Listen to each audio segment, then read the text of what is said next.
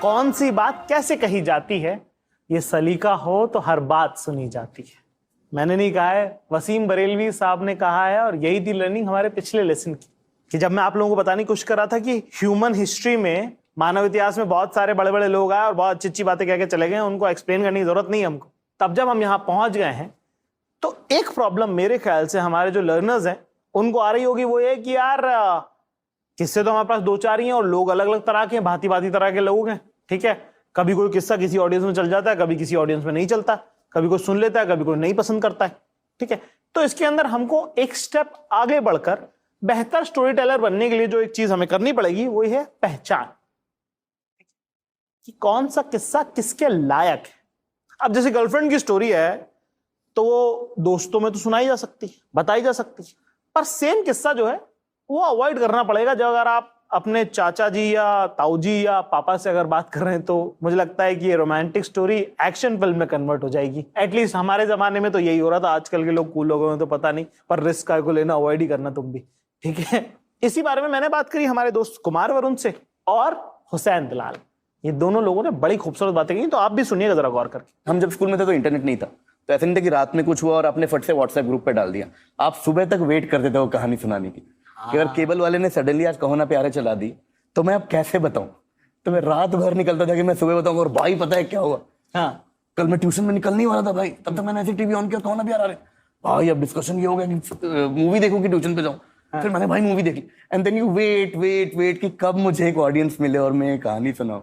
तो स्कूल में ऐसे, फिर धीरे धीरे तो ऐसे एक बार अब ये मान लीजिए आपने देखा कि कहो ना प्यार है, आपने देखी फिल्म और ये आ गई इसमें, तो आपको लग रहा हो कि ये बहुत बड़ी बात है, ठीक है। आपने पहले एक ग्रुप को सुनाया, फिर दूसरे ग्रुप को सुनाया, दूसरे ग्रुप ने उतना रिएक्ट नहीं किया, तो फिर उसके बाद आप कैसे उसका थोड़ा रद्द बदल करते हो ना आप उसमें। करेक्ट। हाँ, तो मेरा ऐसा मानना है कि कोई भी किस्सा जो है वो बनते बनते बनता है। अब ये 15वें दिन जब ये कहानी सुनाई जा रही है तो हो सकता है कि इसमें ये सब ना हुआ हो, ठीक है, पर जोड़ जोड़ के जो किस्सा बना है वो सबसे मुकम्मल किस्सा है, ठीक है। पर उसका बीज जो है वो सत्य है, वो सच है कि आपने सुना है ना।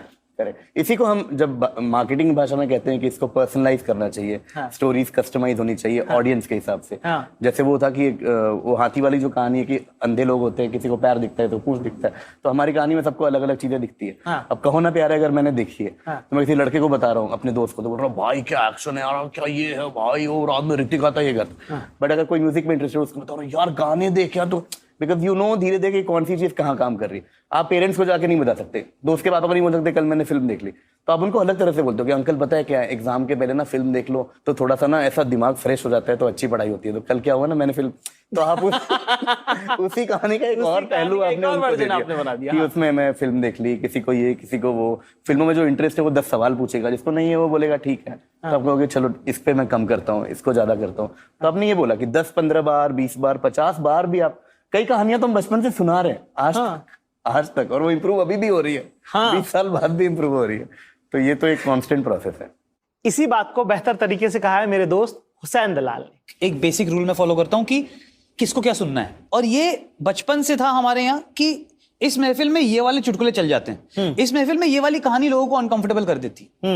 अगर ये बेसिक लेवल पे हम समझ जाएं तो हम फिल्में ठीक से बना पाएंगे। मैं एक बेसिक आइडिया आपको जैसे कोशिश करूंगा बताने की कि सब्जेक्ट कोई बुरा नहीं होता, स्टोरी कोई बुरी नहीं होती, बट गलत कहानी में गलत ऑडियंस को सुना देना, उसमें पिक्चर हिट फ्लॉप हो जाती है। अच्छा, हर कहानी की जगह है, आपको पता होना चाहिए। जो आप कह रहे हो ना कि व्हाट नॉट टू डू, उसमें उसी का एक एडिशन है सर, कि you have to know your audience. जो हमने छोटे कमरों से शुरू किया कि स्कूल में दोस्तों के साथ घूमने गए तो ये दोस्तों के साथ ये वाली कहानी सुनाते, ये वाली इनको जम रही है। इसी का मल्टीप्लिकेशन है कि मल्टीप्लेक्स की पिक्चर कौन सी है, ओटीटी की पिक्चर कौन सी है, सिंगल स्क्रीन की पिक्चर कौन सी है। कि जो 4 दोस्तों की महफिल में आप जो एक्सपेरिमेंट कर रहे हैं उसी का मल्टीप्लिकेशन जो है वो हो रहा है जब फिल्म आप देखने जाते हैं, और उस पर तय हो रहा है कि आपको कौन सी फिल्म पसंद आएगी, कौन सी नहीं पसंद आएगी, कि एक किस्सा गो होना कितना फायदेमंद है, उसका मियार कितना बड़ा है जी, ये आपको खुद इसका अंदाजा नहीं। जैसे आपको कहानी बताते हुए ही समझ में आ जाएगा कि ये कहानी ओटीटी पे ब्लॉकबस्टर होगी लेकिन थिएटर में 3 दिन नहीं चलेगी, और ये कहानी ओटीटी पे इसका मजाक उड़ जाएगा लेकिन थिएटर में 300 करेगी। अब ये कहां सीखा हमने, मोहल्लों के नुक्कड़ों पे, जैसे आपने पटियाबाजी कहा, वो करते हुए हमने ये सीखा कि आज अच्छा ये वाले चिचा आए हैं, इनके सामने ये वाला चुटकुला नहीं चलेगा, हाँ, अगर इसकी पकड़ बचपन में मिल जाए या जिंदगी में कभी भी मिल जाए, हाँ, तो वो लार्जर स्टोरी टेलिंग में बहुत मदद कर सकती है, मुझे लगता है। तो इसकी पकड़ लाएं कैसे? क्या वो नजरिया है जिससे ये पता चलेगा कि ये पसंद करते हैं और ये नहीं पसंद करते, इनके सामने खुलना है, इनके सामने नहीं खुलना? पहले कुछ साल बिंदास बेइज्जती करवा लो। क्या बात है, खूबसूरत। पहले कुछ साल सबके सामने सब बता दो, क्या ही कर लेंगे, मजाक उड़ा लेंगे। जिनका अक्सर मजाक उड़ा है ना, वही आगे जाके इतिहास बनाते हैं। वाह वाह वाह, क्या बात। तो मजाक ही उड़ा लेंगे। तो लर्निंग ईयर्स में, जैसे मैं हमेशा कहता हूँ यंग बच्चों को कि जाकिर भाई, जो हम अक्सर डिस्कस करते हैं कि बिंदास जो मन में आया कहानी सुना दो। कोई बोल देगा बहुत खराब है, बहुत वाहियात है, या कोई बोल देगा वाओ, फिर उसको आप पॉलिश करते हुए बढ़ जाओगे आगे। ना सुनाना is the only mistake if you ask me.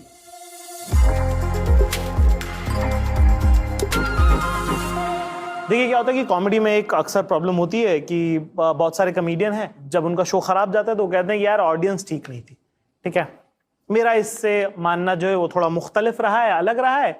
वो इसलिए क्योंकि मेरा ऐसा मानना है कि अगर मैं अच्छा कॉमेडी करने वाला हूं या अच्छा कहानीकार हूं तो ऑडियंस पे डिपेंड नहीं करना चाहिए कि मेरा शो कैसा जा रहा है। या तो मेरी ऐसी कहानी होनी चाहिए जो सबके साथ चले, या फिर मेरे पास हर एक उस शख्स के लिए कहानी होनी चाहिए जो इस दुनिया में मौजूद है। अब दुनिया में तो बहुत लोग मौजूद हैं, तो ऐसा नहीं कि सबके लिए आपको कहानी बनानी पड़ेगी एक, पर एक जेनरिक सैंपल साइज तो बन ही सकता है ना उसका। तो अपनी जिंदगी के 10 अलग अलग तरह के लोग आपको आइडेंटिफाई करने हैं।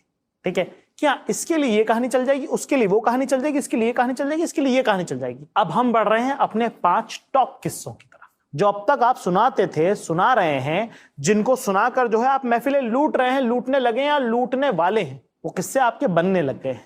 तब उनको किसके सामने सुनाना और किसके सामने नहीं सुनाना, ये तय करना पड़ेगा हमको। इस बारे में एक बड़ी खूबसूरत बात जो है हमारे दोस्त ने, राइटर और जो राइटिंग के टीचर भी हैं, सत्यांशु, उन्होंने भी कही। मुझे क्या लगता है, जब हम कहानी कहना चाहते हैं, कोई कहानी जब हमें पसंद आती है ना, तो अलग अलग कारणों से आती है। पर्सनली जब आपको पसंद आती है, फॉर एग्जाम्पल कोई कहानी है, वो बहुत बढ़िया लिटरेरी पीस है, मतलब पढ़ने में मजा आया, जो शब्दों का यूज था उसके कारण आपको मजा आ गया। हाँ। कोई कहानी है जिसका जो थीम है, उसका जो पॉलिटिक्स है, उसका जो मैसेज है, वो आपके लिए बड़ा अपीलिंग हो गया। हाँ।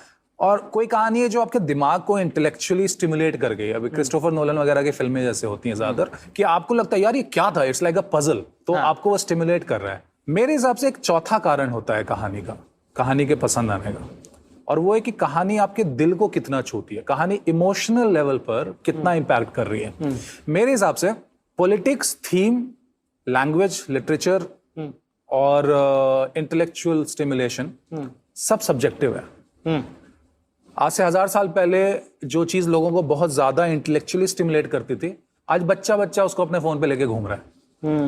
लेकिन आज से 2000 साल पहले एक माँ ने अपने जब बच्चे को गोद में लिया था, तो उसको जो महसूस हुआ था, वो मेरी माँ ने जब मुझे गोद में लिया होगा तो उनको भी वही महसूस हुआ होगा। और आज से 1000 साल बाद जब एक माँ अपने बच्चे को गोद में लेगी तो उसको वही महसूस होगा।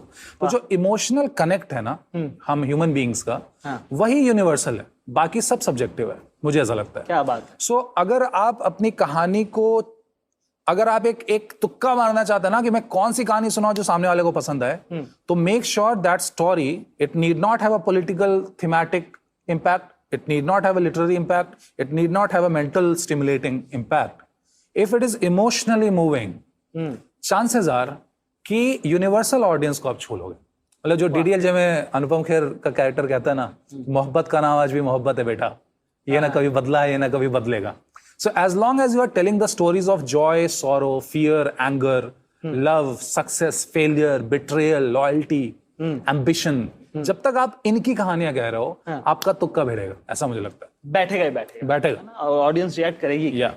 However, अगर आपको पता ही सामने वाला बंदा इंटेलेक्चुअली बहुत थोड़ा है उस किस्म का, then you may choose a story which is of that kind. या फिर महफिल का मिजान ही उस तरह का चल रहा है कि 5 कहानी जो लोग सुना चुके हैं वो इस तरह की हैं जो इंटेलेक्चुअल स्टिमुलेशन की हैं। तो अगर आपके पास भी ऐसा कोई किस्सा है तो आप वो अपना ट्रम्प निकालिए, वरना अगर आपको एम्बिगस लग रहा है तो हमेशा go for the emotion, always.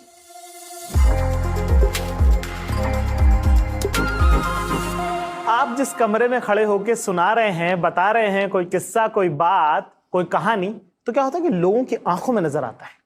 जैसे कि हमने सुना कि वो बता रहे होते हैं कि उनको कितना जमा कितना नहीं जमा। यही बात वैद्य सर ने भी कही थी। तो क्या होता था कि जब आप पढ़ाते हैं तो क्या आपको पता चलता है कि यार बच्चे सुन नहीं रहे, क्या शुरू में ऐसा समझ आता क्या होता है, बच्चे के एक्सप्रेशन से आपको पता लग जाता है कि बच्चे को समझ में आ रहा है कि नहीं आ रहा है।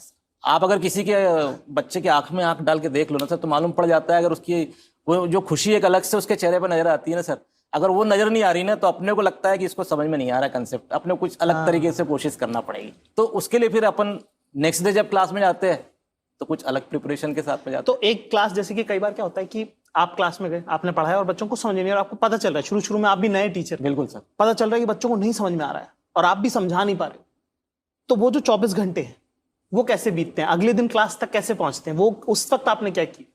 जैसे कुछ चैप्टर्स ऐसे जब टीचर पढ़ाते थे पहले, हाँ, यानी फ्रैंकली स्पीकिंग, हाँ, क्लास में उड़ा दिया चैप्टर, हाँ, नहीं पढ़ाया। हाँ, अब वो चैप्टर आपको पढ़ाना है साहब एक बहुत ही अच्छे स्कूल के बच्चों को, आप सोचिए कि आपको ABC उसका मालूम नहीं है, तो रात में बैठ के पढ़ना है सर, और बच्चों के सामने पूरा अच्छा जाना चाहिए लेक्चर, तो स्टडी पूरा उसका अच्छे से करना है, और स्टडी करने के बाद में फिर क्लास में प्रिपरेशन के साथ में जब जाते हैं, तो basically what I would like to tell you कि those chapters which are not taught by my teacher, they are better as compare to the chapter which are taught by my teacher. वाह, एक खूबसूरत बात यहाँ पे। इसका मतलब क्या है कि जो चीज अपन खुद करते हैं ना सर, हाँ, उसका जो आउटपुट आता है ना, वो बहुत ही शानदार होता है। वही बात है कि अगर जागोगे नहीं तो पाओगे नहीं वाली बात है। और यही बात है कि किस्सा भी जो है वो इसी तरह से है कि अगर आप बेहतर तैयार नहीं करेंगे अपने आप को, अगर आप वो रात नहीं निकालेंगे उस किस्से के साथ, और किसी और के सुनाए हुए किस्से से सुनाने की बजाय जब अपना किस्सा आप सुनाएंगे तो ज्यादा ऑथेंटिक होता है। बिल्कुल सर। तो अब जब इस पड़ाव पे हम पहुंचे हैं तो हमें एक लिस्ट बनानी है लोगों की। मम्मी पापा को सुनाने वाला किस्सा, दोस्तों को सुनाने वाला किस्सा, गर्लफ्रेंड को बताने लायक बात, है ना, स्कूल के दोस्तों को सुनाने लायक एक कहानी, कॉलेज के दोस्तों को बताने लायक एक बात, बॉस से कौन सी बात की जा सकती है, ताऊ जी को कौन सा किस्सा है जो सुनाया जा सकता है, दोस्त के पापा को कौन सी बात बताई जा सकती है। ऐसे अलग अलग तरह के लोगों की एक लिस्ट बनाएं आप, कि अगर 10 लोग भी आप चुनते हैं तो आपकी जो कहानियां हैं, देखिए कि उनमें से ये कौन से लोग हैं, ये डेमोग्राफिक आपको चूज करना पड़ेगा कि इनके साथ ये वाली कहानी वर्क करेगी। फिर सुना के देखिए, क्या पता वर्क करे, कुछ के साथ करेगी कुछ के साथ नहीं करेगी, पर वो हिट एंड ट्रायल आपको करना है। और याद रखना है, बेइज्जती से शर्माना नहीं है, झिझकना नहीं है, क्योंकि हमने क्या सीखा है कि बोलते के बेर बिकते हैं और चुप के आम भी धरे रह जाते हैं। और जब आप ये करेंगे तो आपको अंदाजा होगा कि आपकी कहानी किन के सामने चलती है और किन के सामने नहीं चलती है। रूम गेज करने का अंदाजा आपका बढ़ेगा। ये ना थोड़ी बारीक बात है, महीन बात है, पर अब जब आप जहां पे आ चुके हैं ना, वहां पे बारीकी का खेल बढ़ेगा।